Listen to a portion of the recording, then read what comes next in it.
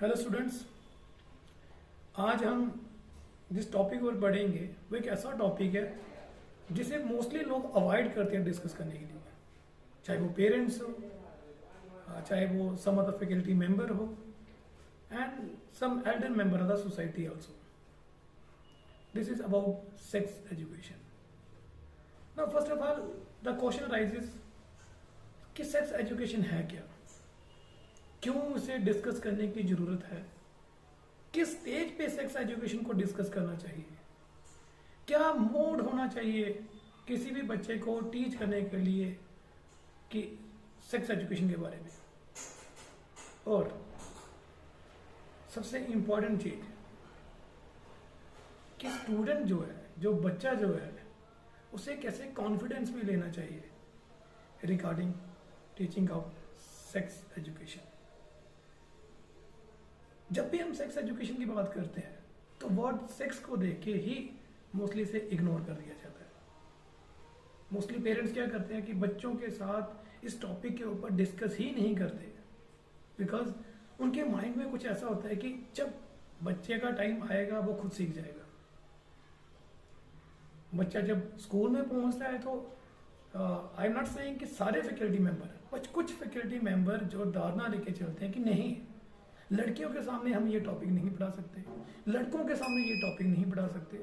जब कलेक्टिव कैसे इन बच्चों के सामने ये टॉपिक को डिस्कस किया जाएगा, ऑल्दो वो टॉपिक ऑफिशियली बुक्स में है, वो बच्चों को पढ़ाने के लिए दिया हुआ है, बट स्टिल उस टॉपिक को डिस्कस करने के लिए आनाकानी की जाती है. अब इसका आउटकम क्या आता है? जब पेरेंट्स जो है वो बच्चों के साथ सेक्स एजुकेशन के बारे में डिस्कस नहीं करते हैं, वो सोच के चलते हैं कि बच्चा जब बड़ा होगा, जब बच्चे की एज आएगी तब वो खुद सीख जाएगा, तो वहीं से बच्चों के एक्सप्लॉयटेशन होने का एक बेस तैयार हो जाएगा. फिर जो बच्चे जो हैं, जो खुद अपने एक्सपीरियंस से खुद धीरे धीरे ये सेक्स एजुकेशन के बारे में, सेक्स के बारे में सीखते हैं, वो बड़े होके अपना कोई ना कोई एक्सपीरियंस ऐसा पक्का शेयर करते हैं जिसमें वो ट्रॉमा में गए होते हैं. वो बताते हैं कि हाँ, जब हम छोटे थे तो किस तरीके से उस मेंबर ऑफ द सोसाइटी ने या किस मेंबर ऑफ द सोसाइटी ने हमें एक्सप्लॉइट किया. हम बच्चे थे, हमें पता नहीं था, हम बच्चे थे, हमें नहीं पता था कि क्या चीज़ गलत है क्या ठीक है, लेकिन आज हमें फील होता है कि हाँ, वो चीज़ जो थी वो गलत थी. उसके लिए रिस्पॉन्सिबल हम किसको ठहराएंगे? ऑब्वियसली उस पेरेंट्स को जिन्होंने उसकी नींव ही नहीं रखी. ऑब्वियसली उस फैकल्टी मेंबर को जिन्होंने बुक्स में होने के बावजूद भी बच्चों से डिस्कस करना जरूरी नहीं समझा. बिकॉज सोसाइटी जो है वो हर टाइप के लोगों से जो भरी होती है, कुछ अच्छे भी होते हैं, कुछ बुरे भी होते हैं. आपका बच्चा दोनों ही तरीकों के लोगों से इंटरेक्शन करेगा एंड इट्स योर ड्यूटी, ये आपकी ड्यूटी है उसे मेंटली प्रिपेयर करने के लिए, ये आपकी ड्यूटी है उसे इनबिल्ट स्ट्रॉन्ग करने के लिए, उसमें एक्सेप्टेंस लाने के लिए कि you are a male. Obviously what are the changes, what are the reproductive organ present in you that make you male. You are a female. What are the changes that are taking place during the process of adolescence in you? क्यों तुम्हें attraction होगी किसी stage पे जाके opposite sex के लिए? ऐसा क्या है, क्या हुआ शरीर में कि पहले जो बिल्कुल नॉर्मल था लेकिन अब मेंस्ट्रुअल साइकिल आना शुरू हो गया? ऐसा क्या था लड़कों में कि पहले बिल्कुल ठीक था लेकिन आज उसमें अजीब से जज्बात आना शुरू हो गए हुए हैं, उसकी बॉडी में फिजिकल लुक चेंज आना शुरू हो गया है, चाहे वो लड़की है चाहे वो लड़का है. ऐसा क्या है कि उसकी फजीक में चेंजेस आ रही है? ये पेरेंट्स का सबसे पहले इंपॉर्टेंट टॉपिक बनता है. अब पेरेंट्स को किस स्टेज में शुरू करना चाहिए बच्चों को ये बताना, बात इस बात की. तो पेरेंट्स को बच्चों को छोटी एज में ही बता देना चाहिए, और बताने का भी तरीका होता है.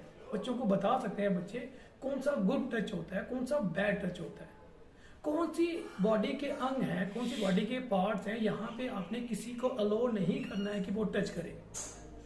बच्चों को दिखाना है कि हाँ, गुड टच किस तरीके का होता है. बच्चों को बताना है कि अगर आपके ये प्राइवेट पार्ट्स के ऊपर अगर किसी का बैड टच आपको फील हो रहा है तो आपको जोर से शाउट करना है ताकि वो सहम जाए, वो कंसर्न, चाहे वो लड़का है चाहे वो लड़की है, वो एक्सप्लॉइट ना करे, बट आपसे डर जाए, वो आपसे दूर चला जाए. बच्चों में ये कॉन्फिडेंस लाना है. बच्चे ऐसे नहीं बनाना है कि बच्चे सहम जाए, वो बोल ना सके और एक्सप्लॉइट होते रहे. सो मेरा कहने का मतलब है कि बच्चों को छोटी एज में ही ये बताना शुरू कर देना चाहिए कि what do you mean by private parts, कि ये आपके बच्चे प्राइवेट पार्ट्स हैं, यहां पे किसी को टच नहीं करने देना है, किसी को भी नहीं करने देना है। और हाँ, जब बच्चे जो है उनके अंदर फिजिकल चेंजेस आ रही हो, जब उनमें फिजियोलॉजिकल चेंजेस आ रही हो, लेट से किसी फीमेल को पहली बार पीरियड्स आते हैं तो वो सहम ना जाए, वो ट्रामा में ना चली जाए कि वो पेरेंट्स से बता नहीं पा रहे हैं कि मुझ में क्या हो रहा है, वो सोचे जा रही है कि मेरे में कुछ अभिशाप लग गया है, मुझे कुछ हो गया हुआ है, मैं अपनी मम्मी से अपने घर वालों से कैसे बताऊं। ऐसा नहीं होना चाहिए। ये उसे मेंटली पहले ही प्रिपेयर कर देना चाहिए कि हाँ भाई, जब आप थोड़े से बड़े होंगे तो आप में ये चेंजेस आएंगे।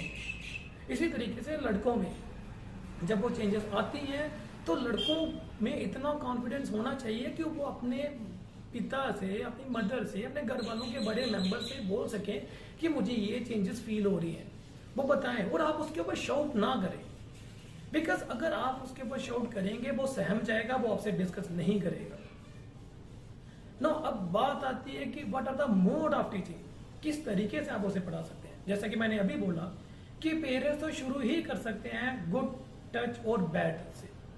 उसके बाद जब वो बच्चा स्कूल में आता है, it's a duty of the concern teacher कि वो देखे कि बच्चा जो है उसमें चेंजेस आ रही हैं और उसे जागरूक करे, उसे रिप्रोडक्टिव हेल्थ के बारे में पढ़ाए, उसे रिप्रोडक्टिव ऑर्गन के बारे में बताए, उसे एडोलेसेंस टॉपिक के बारे में बताए, उसे बताएं कि एडोलेसेंस चीज क्या है, एडोलेसेंस में कौन कौन सी चेंजेस होती हैं। और ये स्वाभाविक है, टीन एज में ये चेंजेस आती हैं। टीन एजेस में ही किसी भी लड़की को लड़कों की तरफ या लड़कों को लड़की की तरफ वाइस वर्सा अट्रैक्शन होगी। And this attraction is a temporary, because उसमें अभी उस लड़की में या लड़के में अभी हार्मोन जो है वो जनरेट हो रहा है, वो प्रोड्यूस होना शुरू हो रहा है। And it's the first time कि उसे इतना ज्यादा एक्सपोजर उस चीज का मिल रहा है। स्लोली एंड ग्रेजुअली वो लर्न कर जाएंगे कि ये जो चीज है ये टेम्परेरी है, and we have to learn it. Accept करना पड़ेगा कि ये हाँ, ये नॉर्मल है, हमें किसी की तरफ अट्रैक्शन होना एक नॉर्मल प्रोसेस है, कुछ खास नहीं है कि हमें उसके लिए अट्रैक्शन हो रही है, हम उसी के पीछे ही दौड़ते रहे, ऐसा नहीं होना चाहिए। So what my point of view is कि फैकल्टी मेंबर का स्कूल में ये फर्ज बनता है कि वो उस टॉपिक को अच्छे से बच्चे के साथ डिस्कस करें, irrespective of the gender.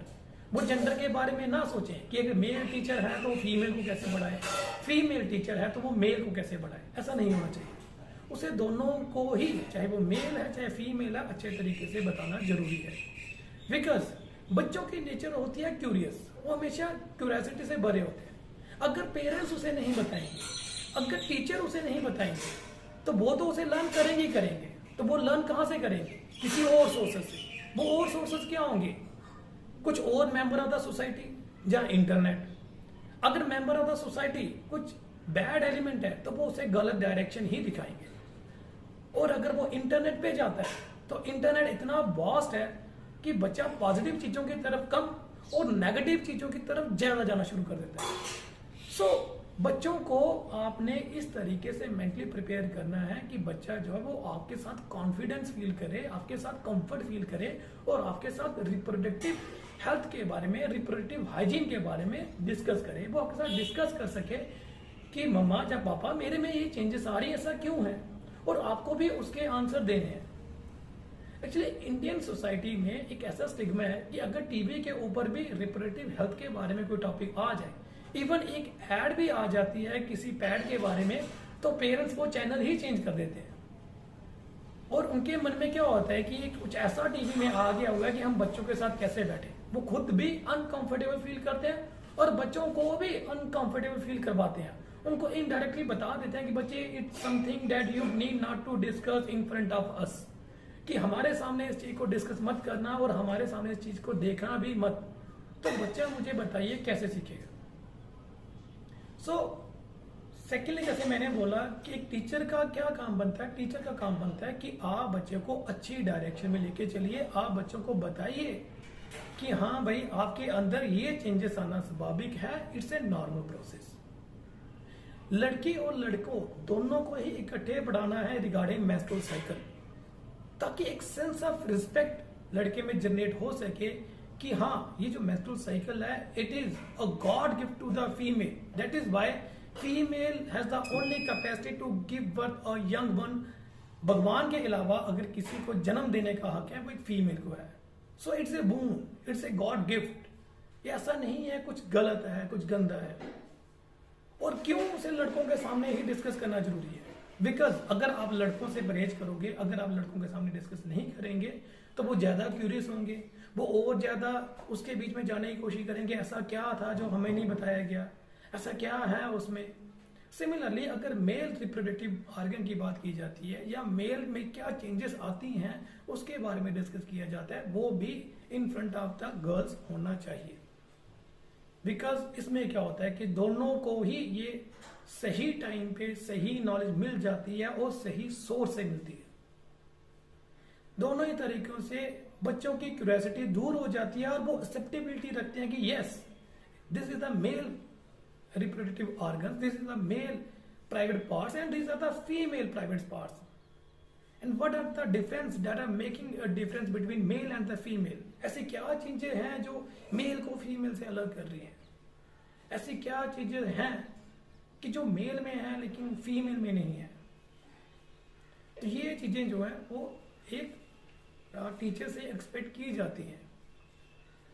No, अब थर्ड चीज आती है सोसाइटी। सोसाइटी में हमेशा क्या होता है, जैसे मैंने पहले बोल दिया कि दो टाइप के एलिमेंट होते हैं, एक अच्छे लोग, एक होते हैं बुरे लोग। अच्छे लोग क्या करते हैं, जब भी बच्चा किसी गलत डायरेक्शन में जा रहा होता है तब उसे गाइड करते हैं, नो बच्चे ये गलत है, आप अपने घर वालों से बात कीजिए लेकिन आप इस राह पे बिल्कुल नहीं चलिए। और कुछ होते हैं जो उस चीज को बूस्ट अप करते हैं, बोलते वेरी गुड, ठीक है, सही किया तुमने, यही जरूरी था, यही होना चाहिए था इसके साथ। वो क्या करते हैं, सोसाइटी को डैमेज, सोसाइटी को काफी ज्यादा हानिकारक करते हैं। सो आप अगर आप ध्यान से सोचिए, अगर किसी बच्चे को उसकी नींव ही स्ट्रांग कर दी जाए तो बच्चे में उस चीज के लिए ज्यादा क्यूरियोसिटी रहती ही नहीं है। अगर बच्चे को बचपन से ही दिखा दिया जाए कि हाँ आपकी सेक्सुअलिटी ये है, आप फीमेल हो इट मीन्स आप में फीमेल वाली कौन सी चीजें हैं, आप मेल हो आप में मेल वाली कौन सी चीजें हैं, तो बच्चे में क्या होता है, वो क्यूरियोसिटी खत्म हो जाती है। वो और जानने की कोशिश नहीं करता कि हाँ उसमें क्या है और मुझ में क्या है। फिर बच्चों को पढ़ाया जाना जरूरी है regarding reproductive health, reproductive hygiene. Because मुझे लगता है कि मोस्ट ऑफ द गर्ल्स जिनको पेरेंट्स, खासकर रूरल एरिया में क्या होता है कि पेरेंट्स जो बच्चे से डिस्कस नहीं करते हैं, उनको हाइजेनिक चीजें स्पोर्टिव में नहीं देते हैं। ये उनको लगता है कि नहीं ये इसके बारे में डिस्कस नहीं करो, मार्केट से ये चीज मत खरीदो, घर से ही कपड़े को यूज कर लो। उससे क्या होता है, रिप्रोडक्टिव जो हेल्थ है वो उल्टा हो जाता है रिप्रोडक्टिव डिजीज में। सेक्सुअली ट्रांसमिटेड डिजीज भी आप बोल सकते हो, या रिप्रोडक्टिव डिजीज। और ऑब्वियसली रिप्रोडक्टिव डिजीज जो है वो इक्वली मेल को भी होती है और फीमेल को भी होती है, but females are more prone to reproductive disease because of the menstrual cycle. क्योंकि जब मेंसेस आते हैं तब ब्लड का काफी फ्लो चल रहा होता है और उस टाइम पे बैक्टीरिया की ग्रोथ के लिए काफी जो आप बोल सकते हैं कि उनकी ग्रोथ के लिए जो सूटेबल कंडीशन है वो बन जाती है। उस टाइम पे फीमेल का उस हाइजीन की तरफ ज्यादा ध्यान होना चाहिए। तो होपफुली बच्चे, आज हमने जो डिस्कस किया ये आपके पैरामीटर्स के ऊपर भी कि आपको इस चीज में एक्स्ट्रा नहीं सोचना है, आपको इस चीज के बारे में जो क्यूरियोसिटी लग रही है that you need to discuss with the concern member of the society only, चाहे वो टीचर है या आपके पेरेंट्स हैं। एंड पेरेंट्स का भी ये खास फर्ज बनता है कि बच्चों से इस टॉपिक के बारे में अच्छे से डिस्कस करें, रादर देन आप उसे अवॉइड करें और उनको मोटिवेट करें कि आप खुद गेन कीजिए एक्सपीरियंस को, जो लेटर स्टेज में उनको डिपेंड हो कि हमारे पेरेंट्स ने अगर बताया होता शायद आज ये चीज नहीं होती। With this, I am concluding my topic, और in the conclusion, I want to say that कि बच्चों को शुरू से बताइए good touch, bad touch, latest stage में से बताइए what are the changes that take place during the process of adolescence, acceptability रखवाइए, accept your sex as a male or a female, accept the changes that take place during the process of adolescence, being a male or a female, and moreover always take care of your reproductive health। and also faculty member का ये सबसे important role बनता है कि आप बच्चों के topic जो उसकी बुक्स में दिया हुआ है उसे इग्नोर मत कीजिए, उसे बच्चों को अच्छे तरीके से पढ़ाइए, ताकि जब बच्चे बड़े हों वो भी आपको अप्रिशिएट करें कि हमारे टीचर ने हमें अच्छे से गाइड किया था। Thank you.